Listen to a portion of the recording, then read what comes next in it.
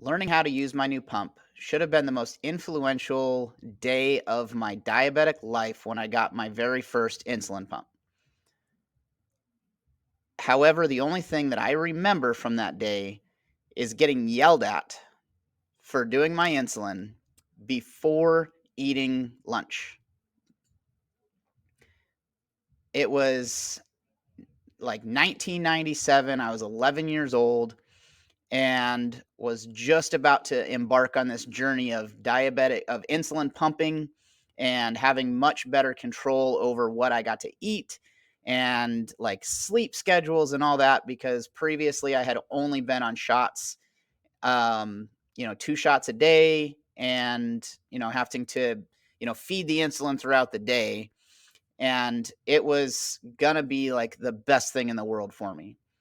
I had heard about the pump when I was at diabetes camp the year before that. Somebody had one. I saw it. I wanted it.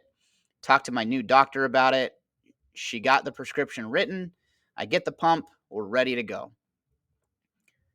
On the way to the pump training, the training class was not just me, but it was like a group of like 6 or 7 other families who were also learning how to use their pumps at the same time, and they wanted us all to bring in our lunch so that we could eat together, learn how to do the insulin properly, get all of our settings dialed in, all that kind of stuff. And so we did that, right? So, like, my mind as an 11-year-old says, I am going to get to eat whatever I want now because I can do insulin for it. So, my dad and I stopped at Taco Bell on the way to the pump training, and I got the biggest lunch that I'd eaten in a long time because, hey, all I got to do is count the carbohydrates and do the insulin. So that's what I did. I ended up needing like 17 and a half units of insulin for the very first meal I was going to eat on the pump. And then we get to the class. I put the insulin in the pump. I put the site in and do my insulin. As I'm doing it, as I hit the button, the pump trainer, somehow she sees this. She sees that I'm doing the insulin and just like yells at me. This is the only thing I remember, right? Like I don't remember putting the insulin in the pump. I don't remember doing all that. Obviously, I had to do that or the pump doesn't work. But I do remember her yelling at me and telling me how stupid it was that I did the insulin before I ate. Because what if you don't finish all that food? What she didn't know is there's no way I wasn't going to finish the food. I can eat my fill and then some. But what she did at that moment was make it so that I was already on the wrong trajectory of how to handle my diabetes with a pump. Guys, my name is Ryan.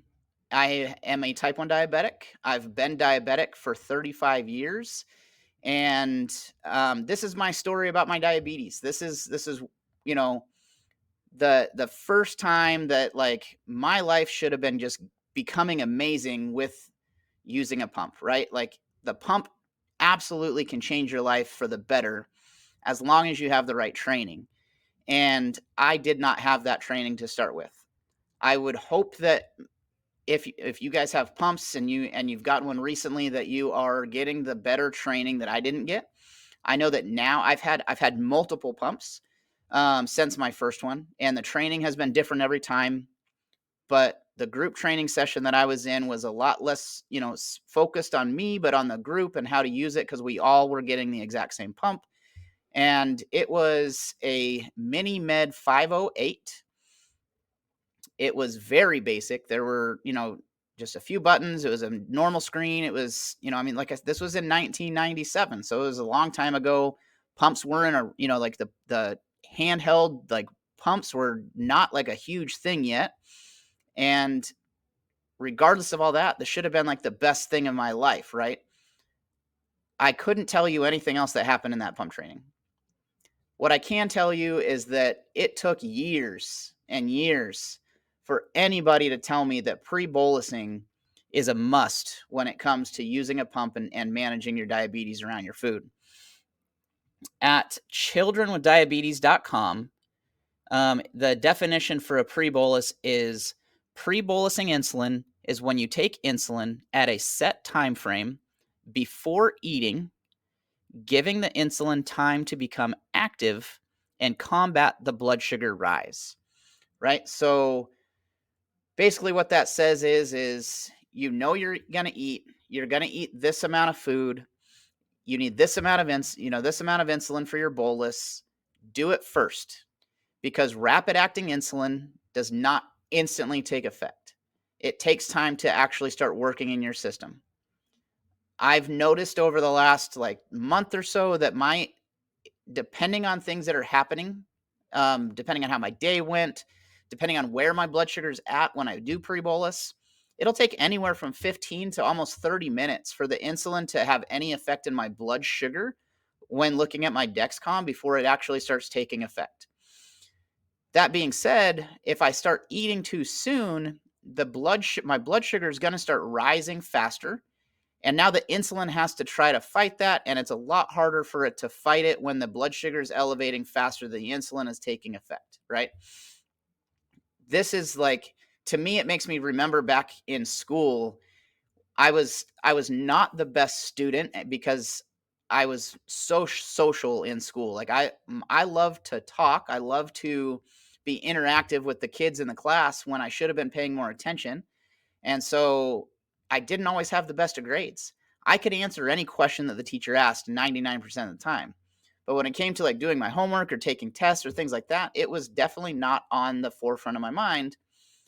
And so my grades were getting lower, and it's a lot harder to bring a low grade up than it is to keep your grades good and then let them ride, right? Like you have to do so much more work to get a low grade back up to a good or a higher grade than you have to do to just keep your grades at a good level at whatever you think a good level is. So I think the same thing about insulin, about pre-bolusing now, that you have to give the insulin time to start working before you eat so that the two of them kind of just follow each other on the same path instead of trying sugar rising and then insulin trying to reach it, because it's just going to keep doing this.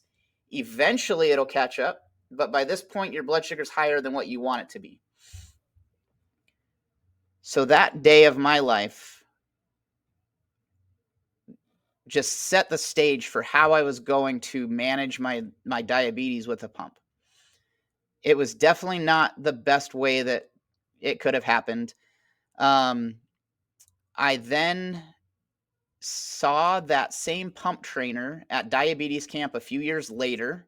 When I went back to camp, I had the pump obviously still, and I was telling a story to some random nurse um, at the camp about my pump training.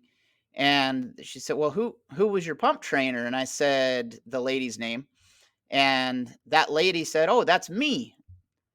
And it was like, oh man. And I don't remember that exact scenario. I don't think that I was saying like, I definitely didn't say it the way I'm saying it now. Right. So, but I can only imagine that she probably thought, man, this kid is still not doing the same things that I told him to do because he's talking about it or whatever. I don't, like it. I can just there's a million scenarios that are running through my head of what she could have said. All I know is that now I'm on the better path of running my diabetes. If I look at my phone and I go to the Clarity app for the Dexcom, and I've posted this in the past, and I'll post a picture of this on here as well. My average blood sugar over the last 30 days is 109. And that is because I've learned the power of pre-bolusing along with a lot of other great tools. And I plan to continue to implement them into my day-to-day life and talk to you about how I do it to hopefully encourage you and motivate you into doing the same thing. It's never too late to get control over your diabetes. And I encourage you to go down this path and make your lives better. Anybody can do it. And I hope that I can help you on the way. I'll talk to you guys soon. Thanks. Bye.